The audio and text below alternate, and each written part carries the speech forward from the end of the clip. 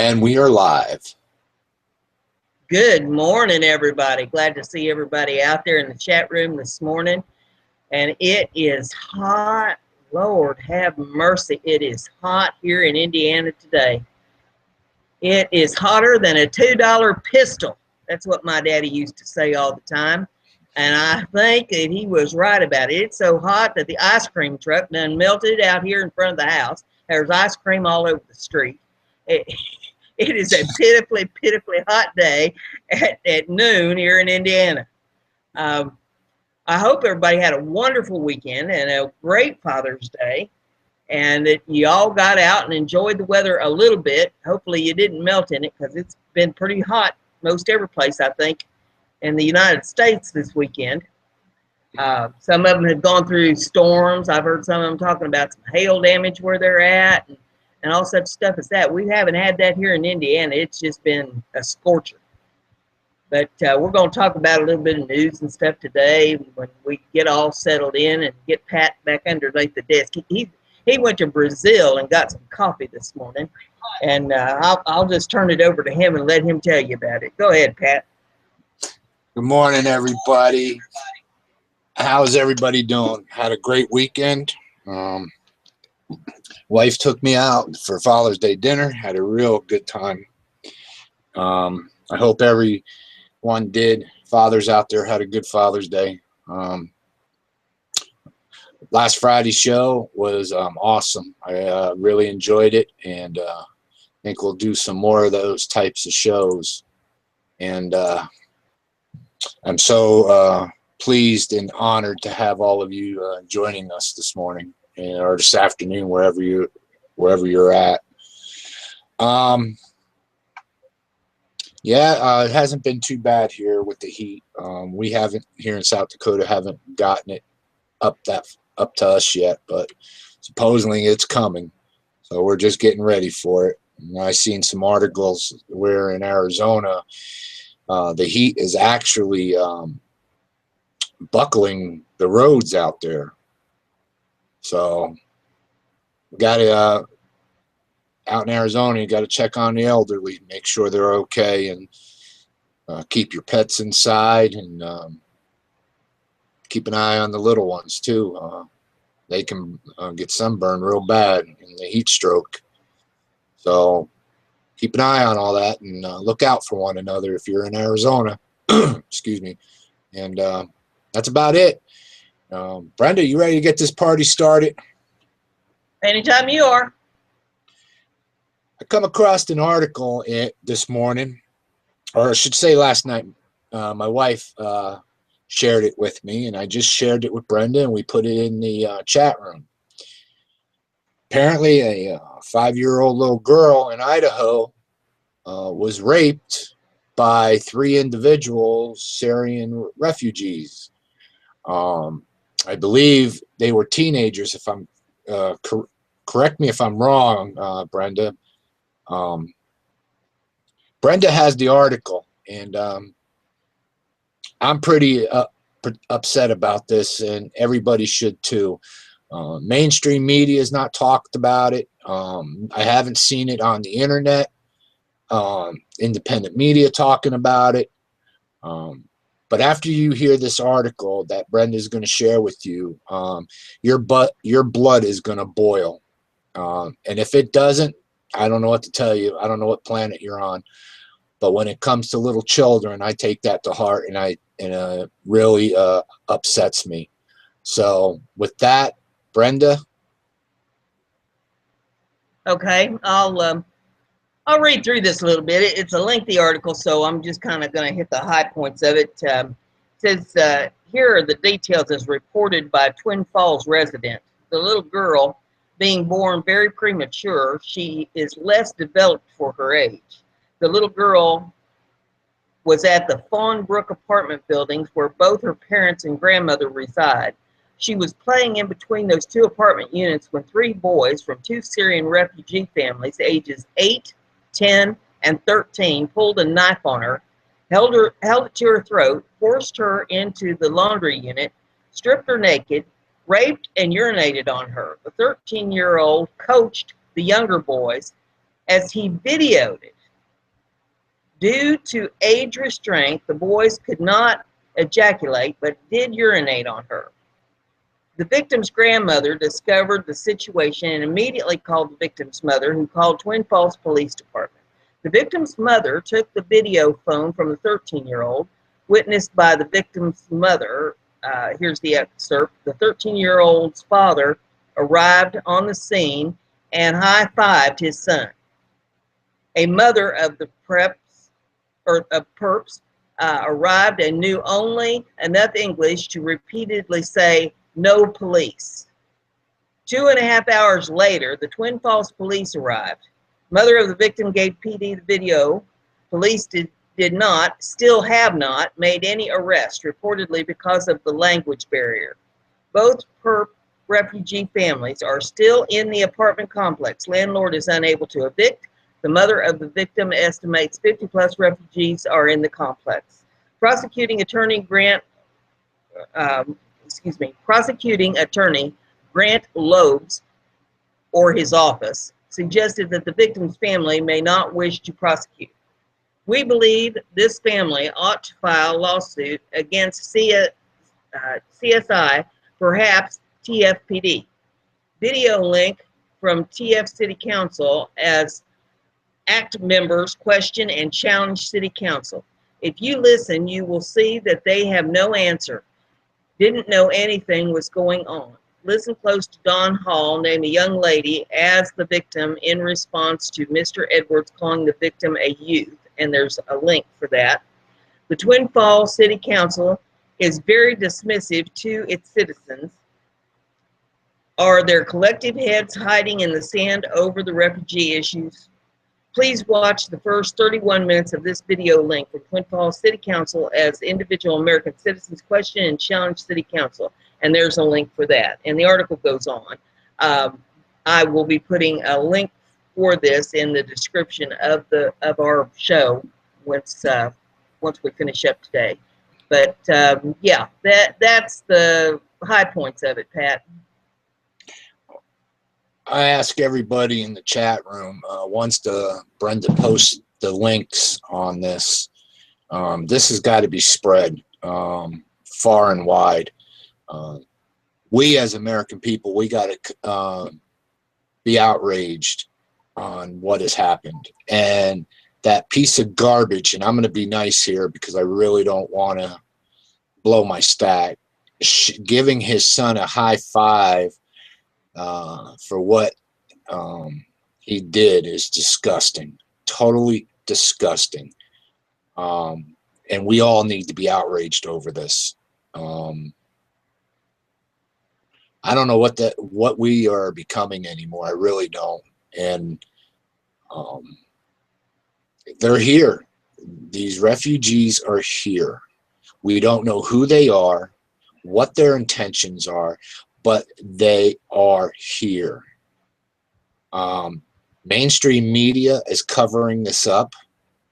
I feel they know the backlash that would come of this, but guess what? My mouth is loud and big, and I'm going to make sure this gets all over the place. All right, that was a little girl, and these, I'm sorry to say this, scumbags come in here and they want to take over. The other part was on a Sunday, one of yesterday's talk shows, you had that Valerie Jarrett and saying that we are going to change the world or change America. She's a Muslim. And I don't know how you feel about that, Brenda, but for the women that listen to this show, you have to stand up and start speaking out. If you don't, that Sharia law bullshit's going to be here. And it's just a matter of time.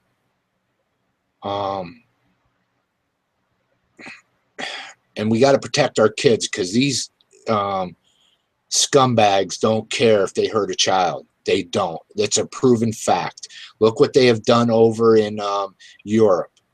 And now this This cannot be the first incident. I'm sure there's others that we haven't found yet, but I'm going to find it, and I'm going to dig and dig and dig, and I'm going to put this out there. I'm just irritated by what I read and what you just read, and it's disgusting. I don't have words for it right now because I'm so pissed. You know, I don't know, Brenda. How can people not be totally outraged with this and with the way our government is behaving? They're trying to pass this no-fly, no-buy rule and put all of us on the terrorist watch list to take our weapons away from us. Mm-hmm. And they're allowing this kind of crap to go on. They're shipping in all these refugees into this country because we have to be a kinder and gentler nation. Well, I'm sorry, I call bullshit on it. Oh man, I'm just irritated. You know, and then you had our illustrious Attorney General come out this morning, and the 911 calls that this guy said are being scrubbed from the transcripts. They want to hide it, what he said, and they want to on the Orlando. Right, they want to protect him. Why are you protecting this scumbag? I just don't get it. You know, we Americans, we are under attack in every which way possible, and nobody wants to open up their eyes and see it. And it's really frustrating to me. We are so worried about protecting the Muslims, the refugees. Well, who the hell is protecting us Americans? You know, and then they wonder why majority of the Americans are getting outraged over this. And now you got this Lynch character coming out. If you say anything bad or if you discriminate against them, we're going to prosecute you. We're going to come after you for a hate crime. Or give me a break with that crap. Well, look at what you got in the White House. Look at what you got in there.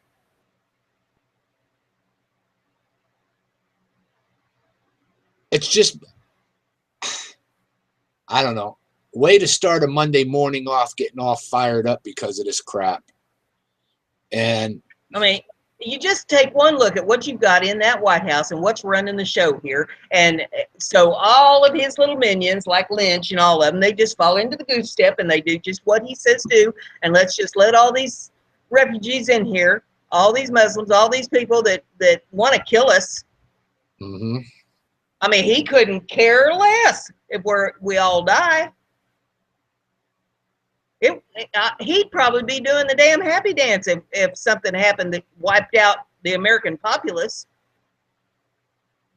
I mean, after all, he's already been president, and you know, so he can go on and head up the UN if we're all dead. It doesn't matter to him. Nope, he don't care. He don't care. You know. And but yeah, I found the article on that Orlando gunman thing. For the 911 call, if you want me to read any of it. Go ahead. Okay, it says, as he talked on the phone with dispatchers and crisis negotiators from the bathroom of the Pulse nightclub in Orlando, gunman Omar Mateen said that a vehicle outside contained explosives that he would ignite if police tried to do anything stupid, according to a partial transcript released by the FBI on Monday. He told those on the other end of the phone that he did the shootings and he vaguely threatened more attacks. In the next few days, he said, you are going to see more of this type of action going on. The transcript, even though many parts are shielded from public view, provides the most thorough look yet into precisely what Mateen, age 29, said to police as he holed up inside the bathroom at Pulse, keeping more than 15 people from fleeing to safety after he had shot others. It shows that he spoke of religion and explosives, and he told negotiators to tell U.S. government officials to stop bombing Syria and Iraq.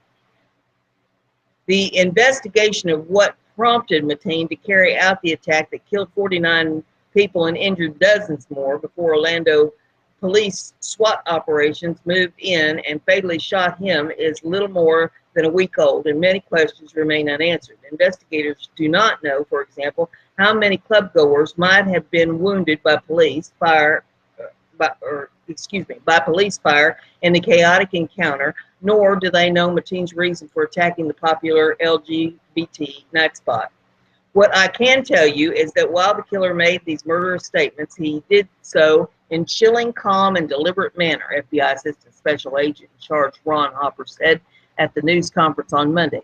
Hopper said that the Bureau's investigation may last months or even years, and that investigation had conducted more than 500 interviews and collected hundreds of pieces of evidence. He said agents think Mateen was radicalized domestically rather than directed by any foreign terrorist group, although they are looking at a myriad of things to determine a precise motive. As it released the partial transcript, the FBI also provided a more detailed timeline of law enforcement's hours-long encounter with Mateen.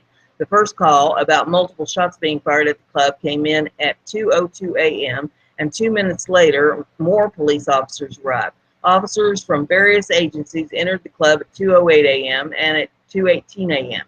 The SWAT team was, and at 2:18 a.m. the SWAT team was called out. At 2:35 a.m., Mateen made his first 911 call from the bathroom. In the name of God, the merciful, the beneficial, he said in Arabic. What? The call taker responded. Praise be to God, and prayers as well as people be upon the prophet of God. I let you know I'm in Orlando and I did the shootings, Mateen said. Law enforcement and other officials have said previously that Mateen pledged his allegiance to the Islamic State during one of the calls to police, and he posted messages on Facebook doing the same, although the partial transcript redacts the terrorist group's name and no audio was released.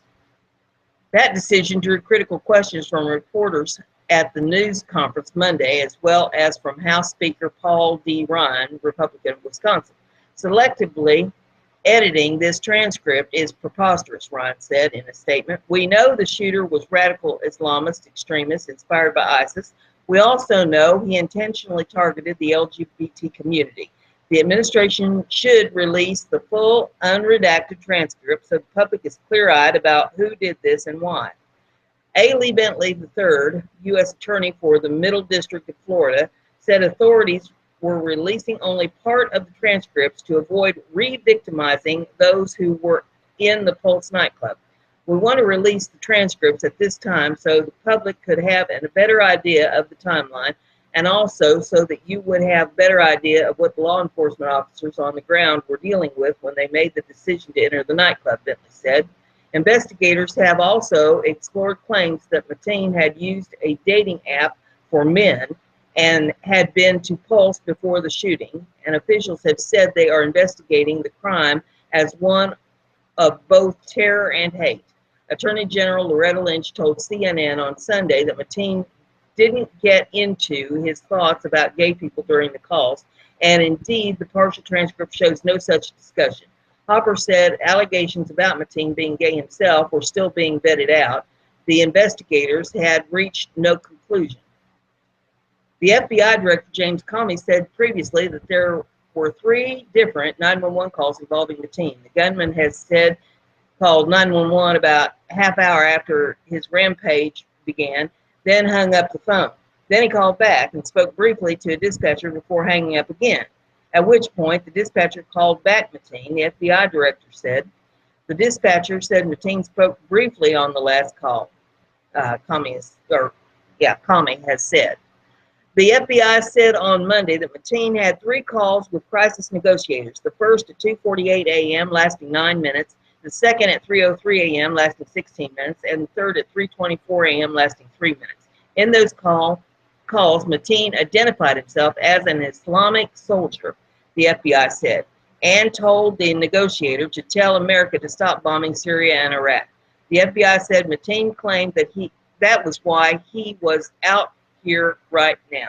Mateen also claimed there was some vehicle outside that has some bombs and threatened, "You people are going to get it, and I'm going to ignite it if they try to do anything stupid," according to the FBI transcript. He also said that he had a vest like the kind used in France. Authorities ultimately did not find any explosives. The calls came after Mateen twice exchanged gunfire with police officers at the Pulse and fled to a bathroom, authorities have said. Orlando police officials have said the gunfire stopped after he entered that bathroom and negotiations began. All the while, they have said officers worked to free what hostages they could, including those hiding in the dressing rooms.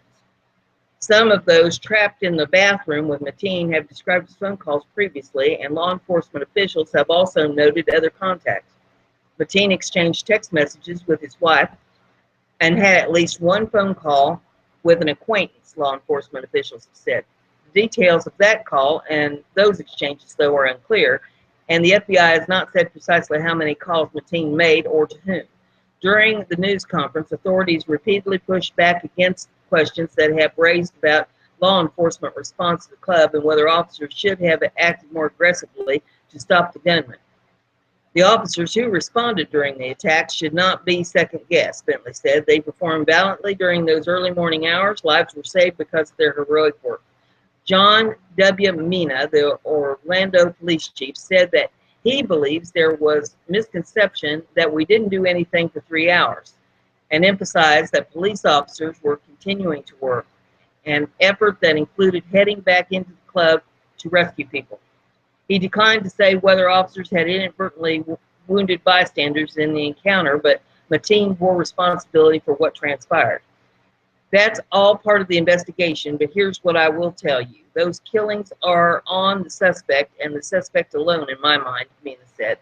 Negotiations ultimately broke down with Mateen around 5 a.m., authorities said, and SWAT officers scrambled to break holes in the walls to the bathroom and free those who were held captive. The FBI said Monday that about 12 minutes after they started doing so, they received reports of shots being fired. Mateen eventually came out one of those holes, police have said. There, he was shot to death by SWAT officers in a final gun battle. Interesting. Interesting. Well, what's your opinion on it? Well,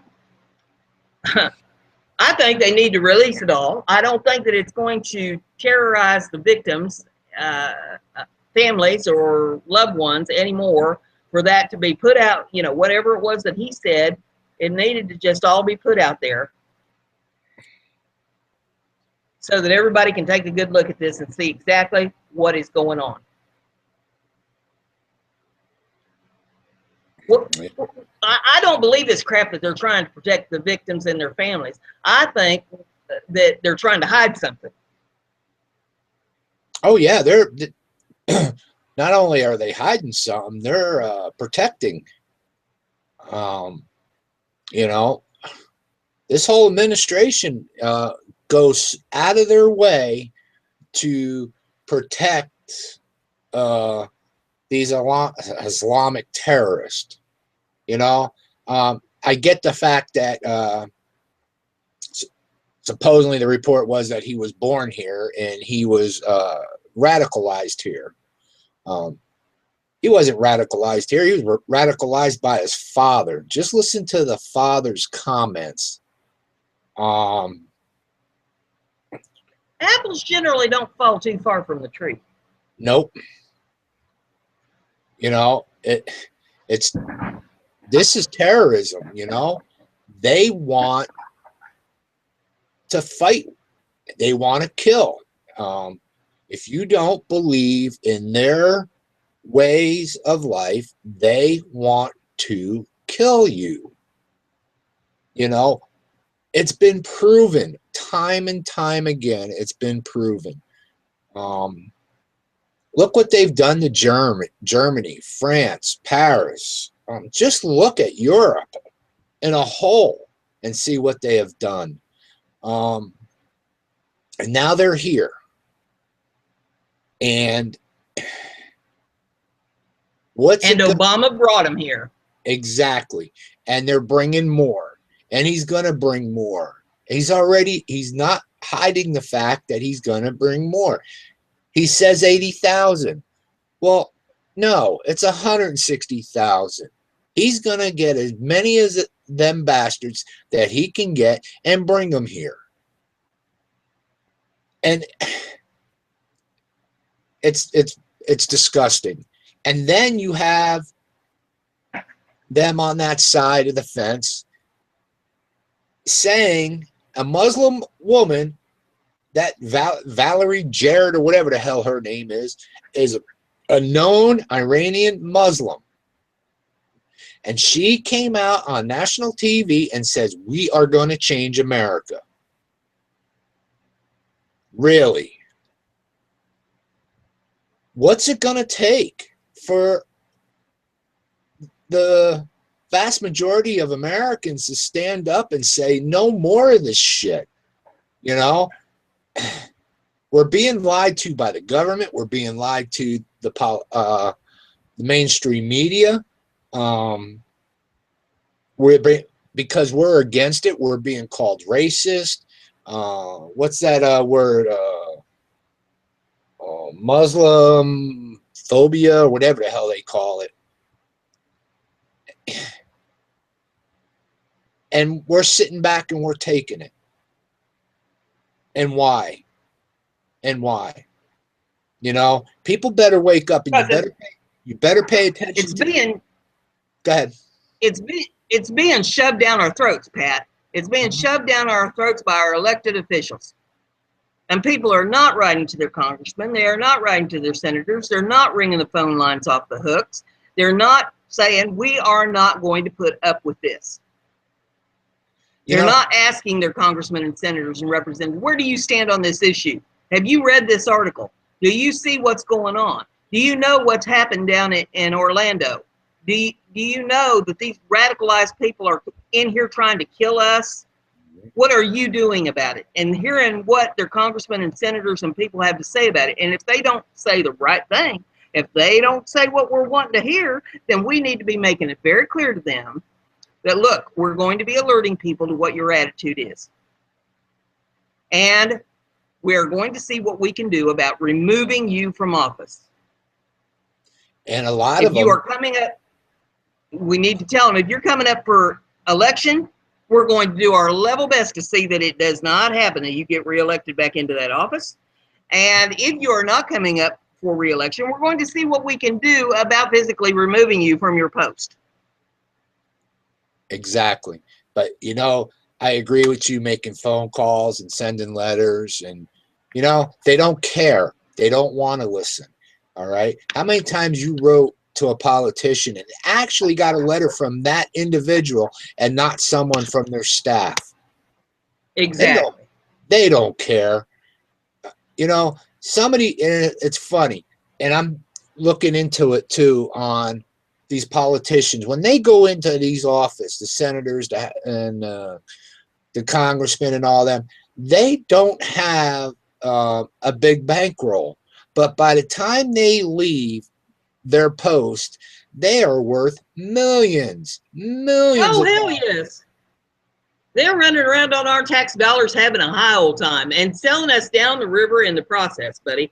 They're trying to see what they can do to destroy us. And it makes no sense to me, because the very people that they're destroying are the ones that are the taxpayers that pay their salary.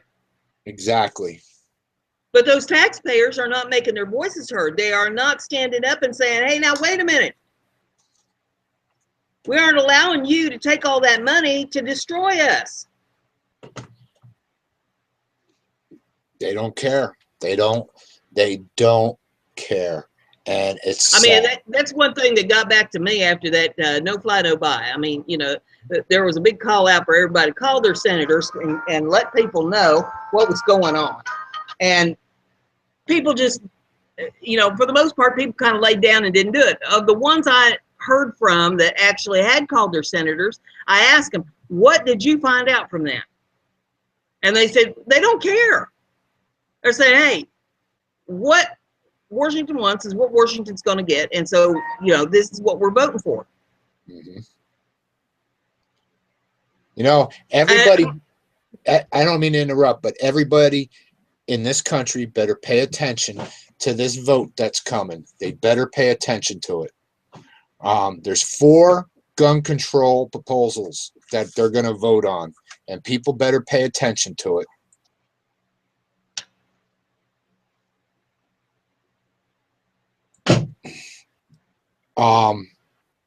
Did you just hit your head on the bottom of the desk? No. I got a cat that likes to climb around.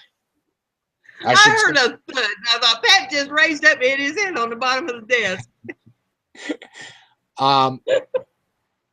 People better pay attention to these 4 bills that they're trying to pass. I just posted the link in there. Read them. Read it. It's they want the number one thing is tightening up our background check system. Well, how much more do you need to tighten up? All right. You were told, the government was told that this individual walked into a gun store, wanted the top grade body armor, and purchasing ammo, notified the FBI about it, and the FBI and Homeland turned a blind eye. Yeah.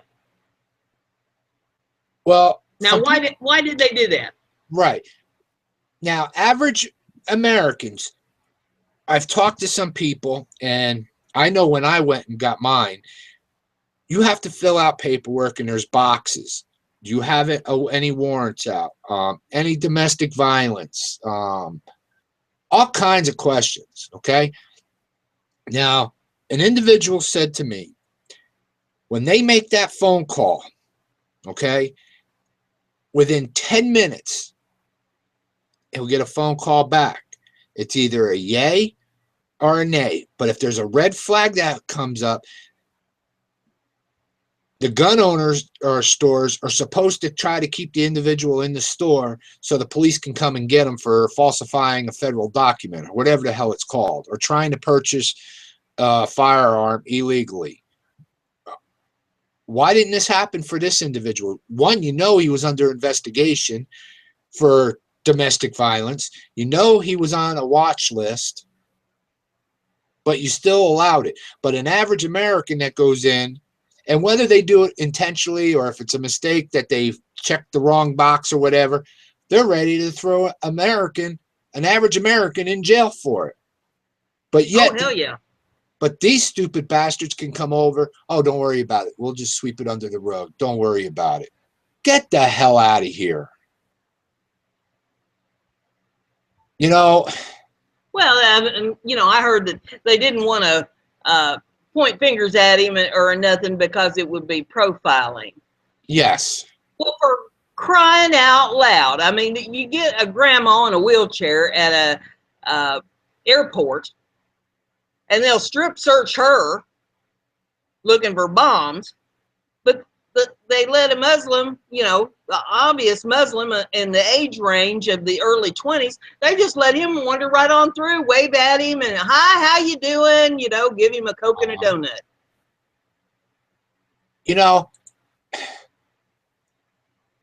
I hear it too, that people, in mainstream media are going after Donald Trump because he made a statement. Yes, we have to start profiling. You know what? I agree with them. I want to know who the hell they are. What's your intentions?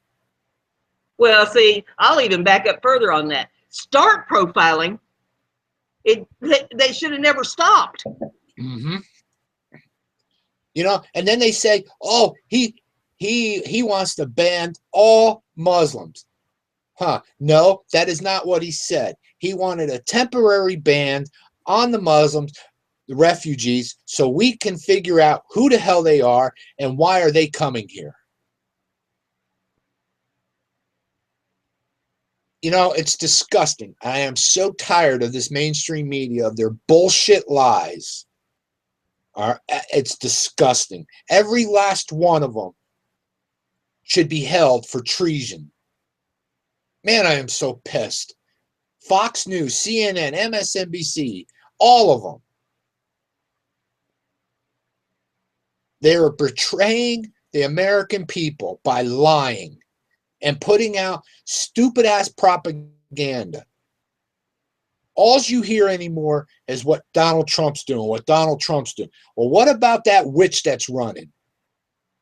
She wants to open up the borders, free borders. Just come on in. We're going to be the nation to welcome you. Come on in.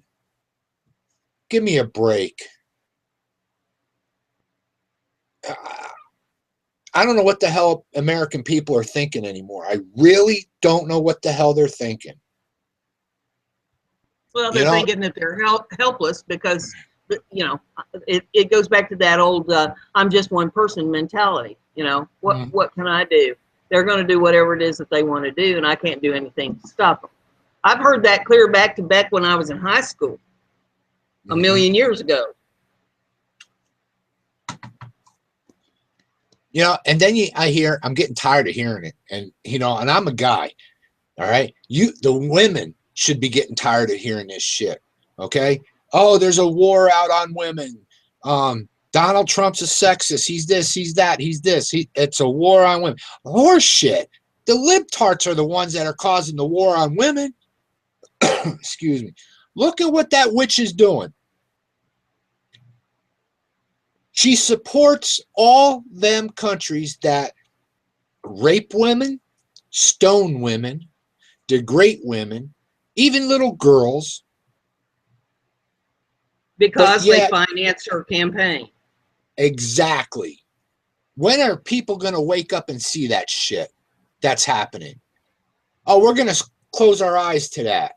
Really?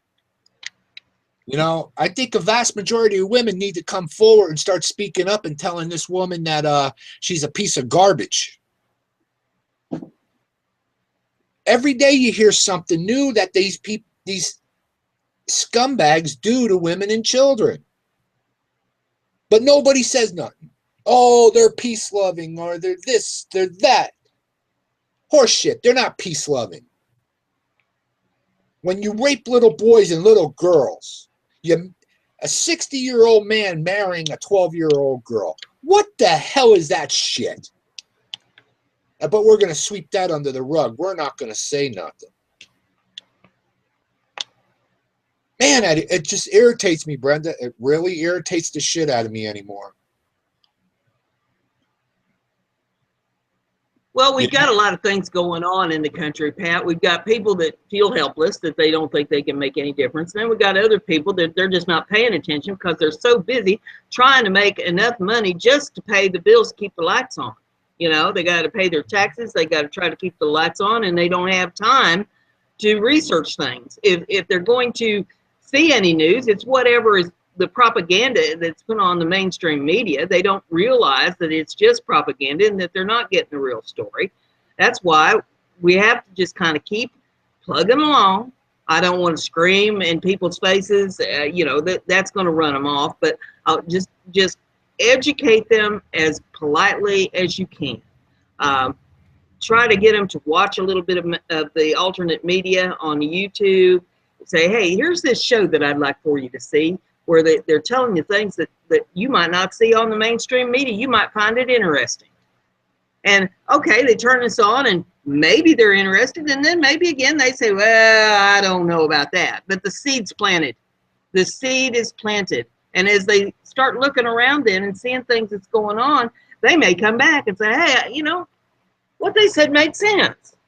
Right. And I'd like to see a little bit more of that. I'd like to hear a little bit more about what them people are saying. I woke somebody up on Saturday at the farmer's market, just in a casual conversation. And he told me, you know, after I started explaining a few things to him, he says, well, I have felt like something was coming. I just didn't know what it was. Mm-hmm. And he told me as I went on, you know, that, well, that makes sense. And gee, I didn't know that. Well, gosh, you know, that kind of rings a bell. And by the time the farmer's market was over and we packed up to go home, you know, he was enlightened, and he's going to be paying a little bit more attention. And he took my phone number and he gave me his business card, and he says, hey, I want to stay in touch with you. Mm-hmm. So he said, if you go about this easy and don't try to cram it down people's throats, and just you're polite with them and say, hey, here's things that's going on, and you're not going to see this in the mainstream media, but if you go to look and get online and go to researching some of this a little bit, just, you know, spend your 10-15 minutes looking at some of these things. Go to Google and type it in the search box and see what comes up. You know, then they'll pay a little bit more attention to you, because you're not trying to beat them to death with it. But that's how we've got to start waking people up, so that they pay attention to what's happening. Yep. I just, oh man, I don't know, Brenda. I don't know. You know, you can talk calmly and try to be logic to some, but others, no, they don't want to hear it. They just don't want to hear it. They want to believe the BS that people are putting out from mainstream media, and they want to just believe the crap that they're hearing on TV anymore. It's disgusting. And Well, you're never I going to have win them all over. You know, there's always going to no, be some that's going to be right. obstinate, and you know, that they think that the liberal way is the only way, and you know, they're stuck in that rut.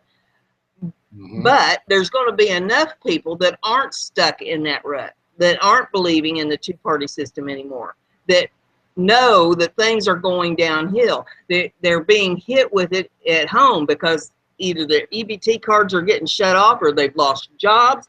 They can't find jobs. Their money is being shut down. They're wondering what in the world's going on with the economy. You got the president saying everything's peachy keen, and anybody that says anything different is lying to you.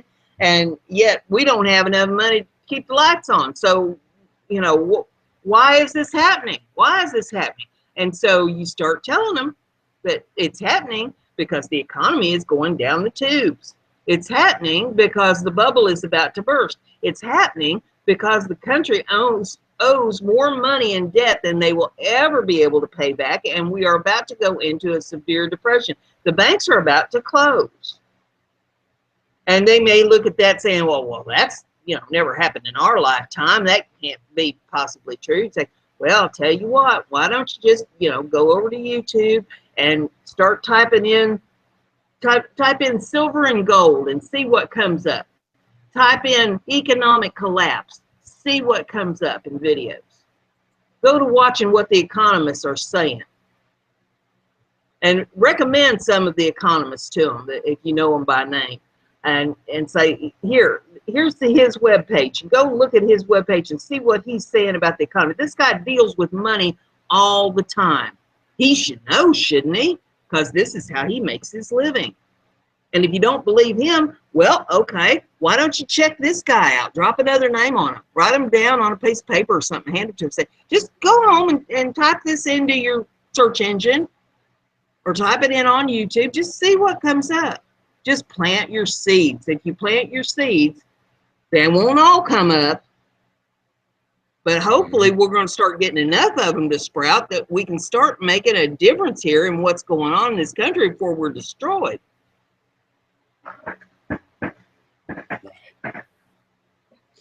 I got one now. I'm gonna post it in here in the chat room. Okay, Jamaica, Queens. A 14-year-old boy has been arrested for allegedly punching a Muslim man so hard the victim landed in the hospital. Unable to speak or open his eyes, officials said Monday. The teen told investigators he was playing the so-called knockout game when he attacked the victim, law enforcement told Fox or PXI News. The boy's name is not being released because he's a minor. and he is being charged with a hate crime. He took lessons from my mama because she said she'd hit me so hard I'd wake up in the next week. So I doubt we're going to get the whole story on that one. Yeah, these kids that are playing this knockout game, somebody needs to blister them. I never heard the beating all my life that they walk down the street and just, you know, anybody coming up the street past them, they hit them and injure them badly. Mm-hmm. Leave them there laying in bloody and you know, bleeding out on the street. It's absolutely ridiculous. And yet the government wants to take our weapons away from us.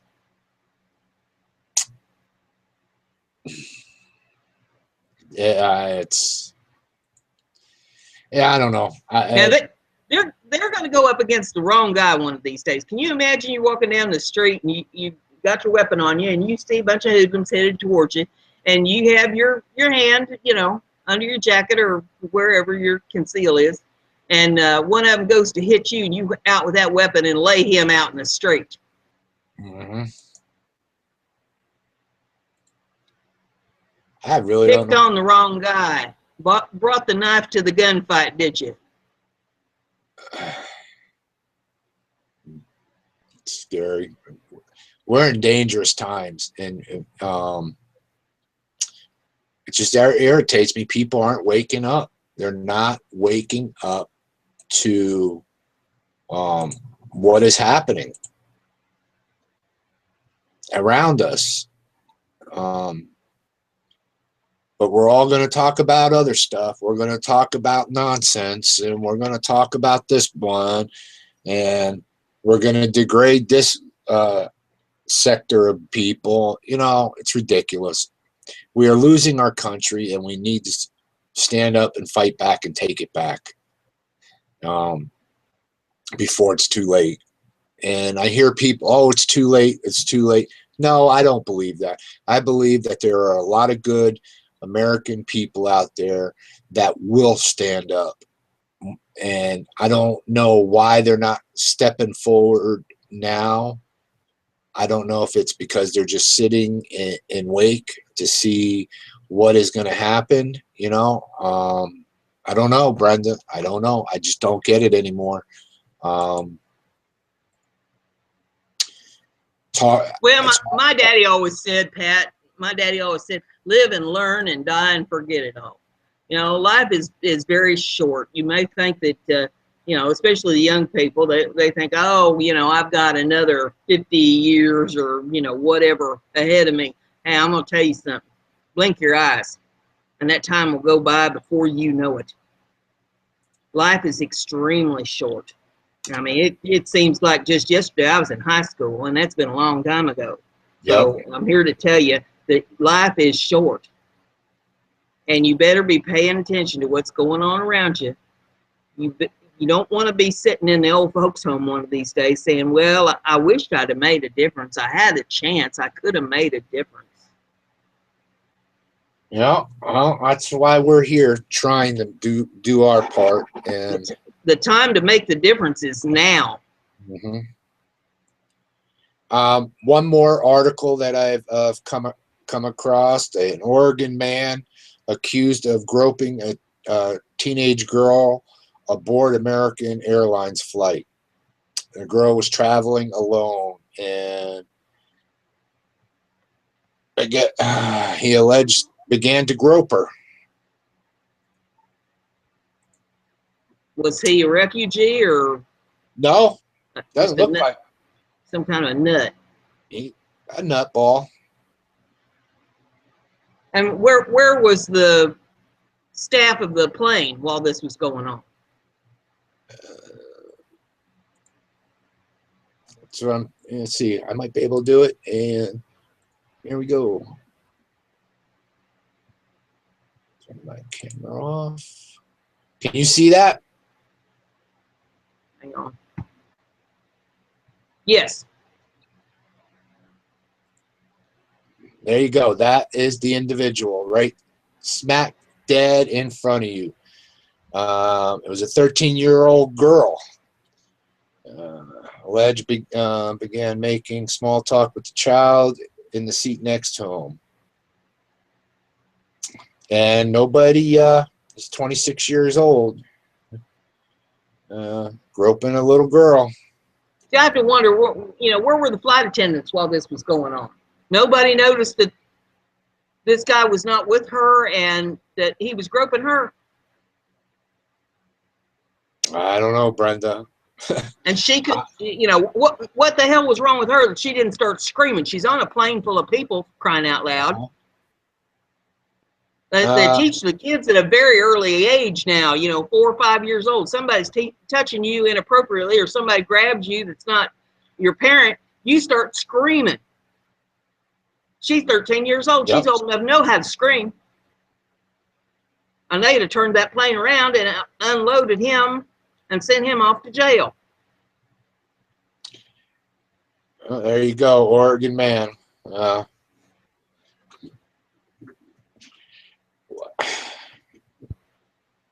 Sick world we're living in right now.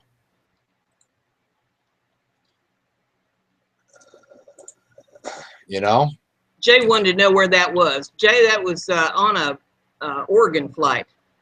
Yes, the description is in. I put the link in the chat room for people to see it.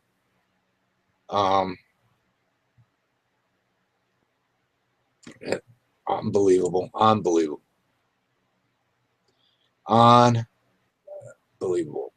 The other thing I think we also need to focus on too today is this dangerous heat wave that is going across the country.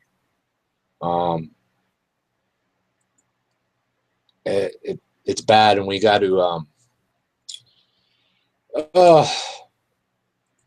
think of the people that are in the middle of this heat wave. Deadly heat wave, the West. I want to see where the temperature. In Phoenix, Arizona, 122 degrees. Damn, that's hot. California, Burbank, 105 degrees on Sunday. 106 in Los Angeles. Man, Jeremy, I feel bad for you, man. More than his shoes is going to melt to the pavement. The elastic in his underwear is going to give way in this heat. It's wow. Air travel delays possible on Monday. I get the heat melting the runways, I guess. I don't know. Oh, there's the picture. Melting tires off the airplanes. Right. That's the picture I want to show you. That's the heat wave that is pushing, which I don't know if you could see my arrow, but I live right in that corner. If I don't know if you can see my cursor. No, your cursor's not showing up. I don't know why. But this is a dangerous heat wave coming, they said. We got to pay attention to. Well, I know it's hot here. It's getting up close to 90 degrees here, which, that's pretty hot for this area. And there's outside, there seems to be a breeze blowing. I've got the box fan and a desk fan. Both are blowing on me here. And wow, it's hotter than a hooker's bed springs here in this room. I'm trying my best not to run no air conditioners because, with my financial situation at the present time, I can't afford to be, running a bunch of electricity. But, man, it's hot. Right. Let me see if I can do this. Think I'm getting the hang of this, folks. I may have to run me a tub of water out in the yard and go chunky dunking later. Damn. There I go. Are you kidding me? Get back under the desk. Unbelievable, man. Here we go. Louis, what do these 911 calls tell us about the gunman? Well, Justin, he definitely wanted it to be known that he was responsible for those shootings. He made several calls while inside Pulse nightclub, including calls to Orlando Police Department. We do want to show you some video from that night. The first shots came in at about 2:02 to the Orlando Police Department. That's when they got those first calls into 911. About 30 minutes after those initial shots were fired, the gunman called 911. Now, that transcript was just released this afternoon. At 2:35, the shooter contacted a 911 operator. The operator responds, "Emergency 911, this is being recorded." The shooter then states in Arabic, "In the name of God, the merciful, the beneficial." The operator says, confused, "What?" The shooter states again in Arabic, "Praise be to God and prayers, as well as peace be upon the prophet of God." Then he says in English, "I'm in Orlando and I did the shootings." The operator asks his name, and again, he pledges allegiance, but what he pledges allegiance to is omitted. The operator again asks for his name. The shooter says, "I pledge allegiance," and again, it is omitted from the transcript. The operator asks him again, "Where are you?" And the shooter responds that he is in Orlando. Now, the FBI and the Orlando Police Department have been pressed about why portions of that transcript are being redacted or omitted, and here's how they responded to that. "Yes, the audio is compelling, but to expose that now would be excruciatingly painful to exploit them in this way.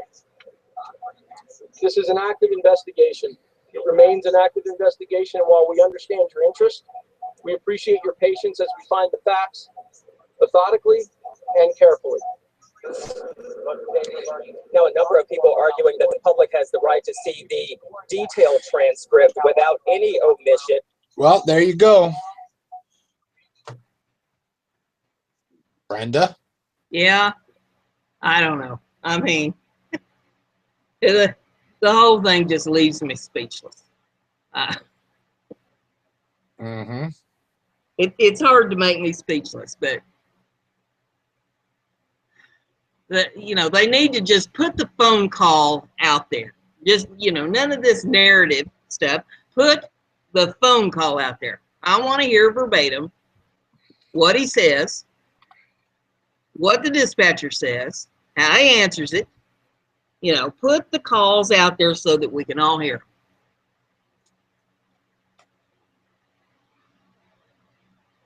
I agree. They say they're trying to protect the victims and their families. I say they're trying to protect these radicals because they don't want the American people knowing what the hell these people are saying. Nope.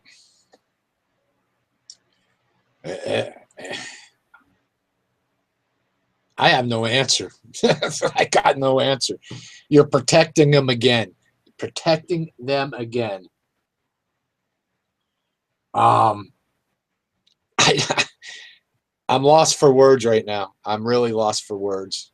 I don't know about you, but I think it's disgusting. We can't protect American people, but we're going to protect people over here that want to do us harm. So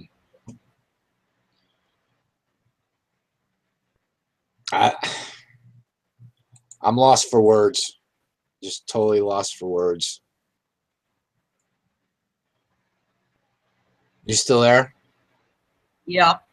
I was just reading here in the chat room. Jeremy said he's an angry gay dude throwing a tantrum and probably used his religion as a vehicle. Yes.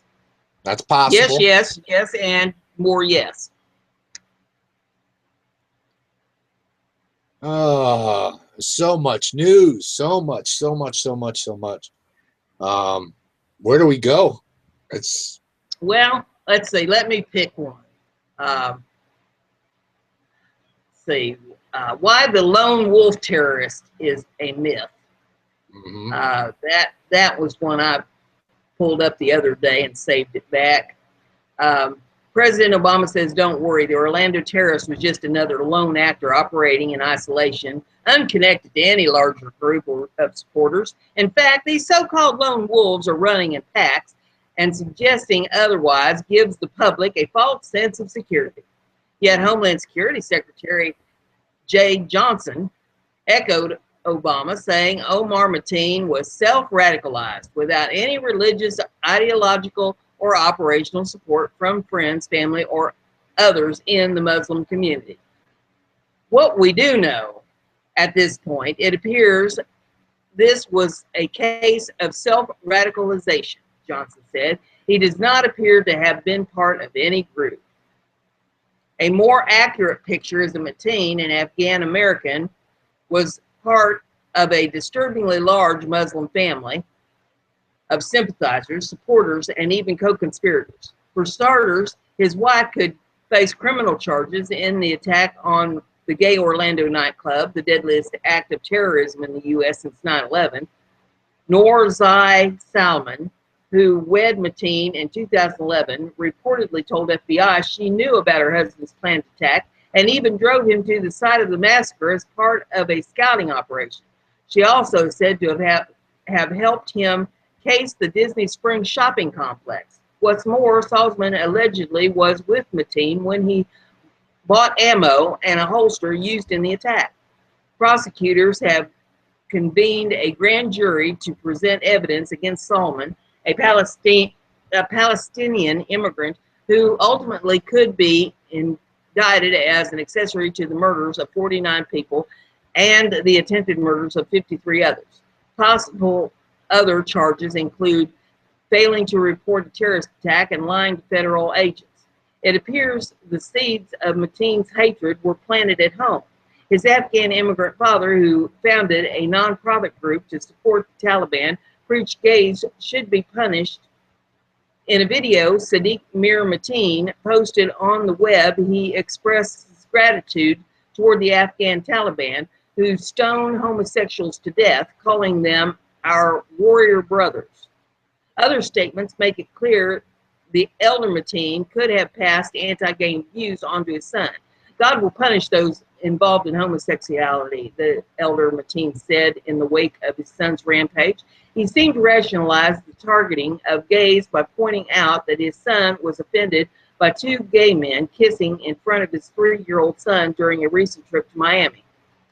Other Mateen videos are full of anti-U.S. rhetoric regarding American military role in Afghanistan. That influence may have showed up in his 29-year-old son's statement to a 911 operator during the mass shooting. He said the reason he was doing this was he wanted America to stop bombing his country, said a survivor who overheard the conversation. His father's anti-American views may have seeped into the terrorist psyche at an early age. High school classmates recall a 14-year-old Mateen jumping up and down and cheering the attacks on 9/11. That's what America deserves, he reportedly exclaimed, while praising Osama bin Laden. Mateen likely absorbed more anti-gay and anti-U.S. messaging at the small Fort Pierce, Florida mosque his father helped run. Authorities say the Radical Islamic Center has been a breeding ground for terrorists, including the first American suicide bomber in Syria, alongside whom Omar Mateen prayed. Mateen worshiped there for more than a dozen years, praying up to 4 times a week. State and corporation records show the senior Mateen served as the mosque voice president and sat on its board for several years. Sadiq Mateen insists he did not know his son was radicalized and was angered by his actions. If I did know 1% that he was committing such a crime myself, I would have arrested him myself, he claimed. Also serving on the board of his pro-Taliban nonprofit, the Durand Jirga Incorporated, are 2 daughters and an Afghan-born son-in-law who's also active in politics in Afghanistan. Just weeks before the attack, property records I've obtained show Omar Mateen transferred his interest in a Fort Pierce condo over to one of the sisters and the Afghan brother-in-law. A possible indication the family could have had some knowledge of his martyrdom plans. Authorities say the fatally wounded Mateen clearly was prepared to die in gun battle. The mysterious brother-in-law, Mustafa Abbasin, I guess it is, AK Mustafa Akazi, and intense hatred for Donald Trump on social media, has been questioned by federal investigators along with other family members. I'm told the FBI agents have expanded the investigation overseas to family connection in Afghanistan. On Friday, both Mateen's widow and father were placed on the federal no-fly list. The family radicalization echoes other recent homegrown terrorist cases. See if I can get this page down here a little bit. Well, no, it looks like my screen's going to freeze up on me. So we'll just stop right there. I will put the link in the description of the video for everybody so that they can see it. But yeah, that you know, he was a mess. And the family said, "Oh well, you know, we didn't know that he was going to do anything like that, or we'd have turned him in ourselves." How many lies do we have to listen to?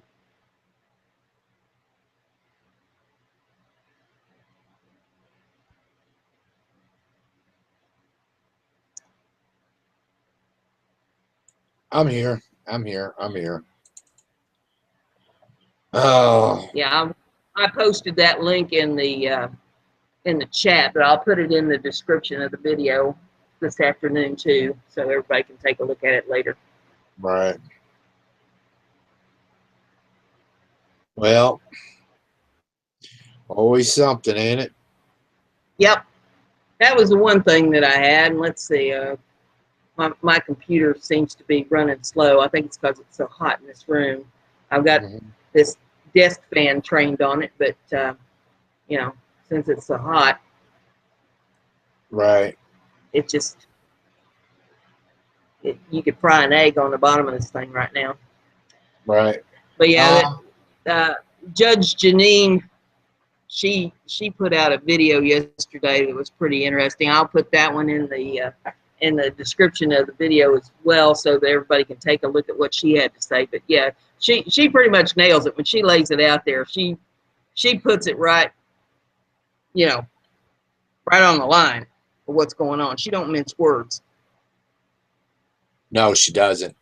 I also put a little link in there. The strawberry moon will appear this summer. I guess the moon is supposed to look like strawberry red, I guess. I don't know. I got to look more into it, but if anybody else follows science,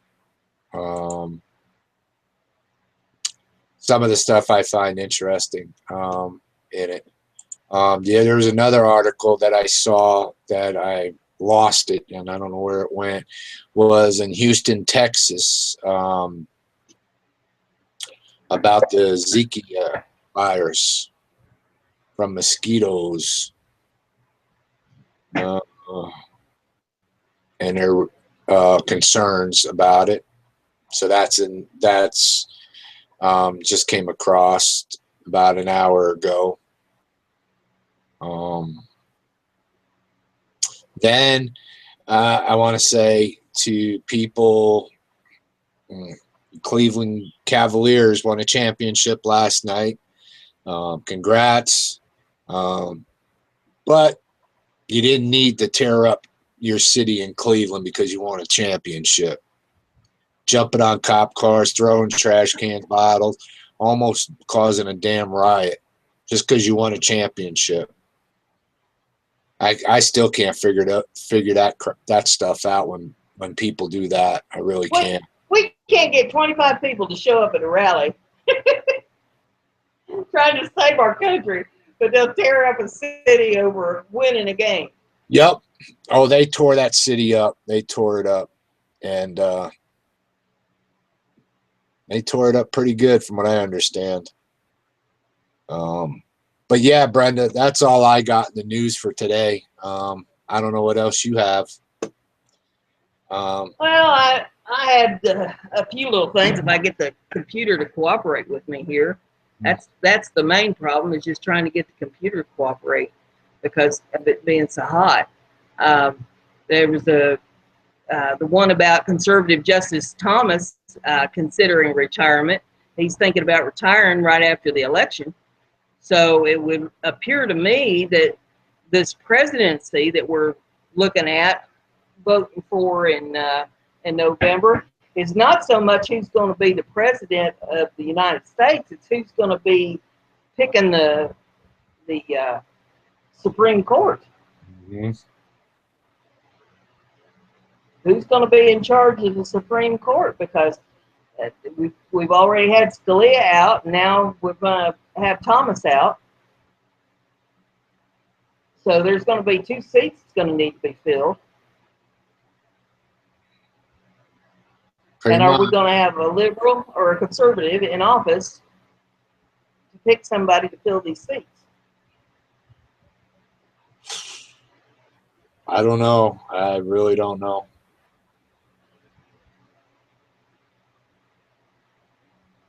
I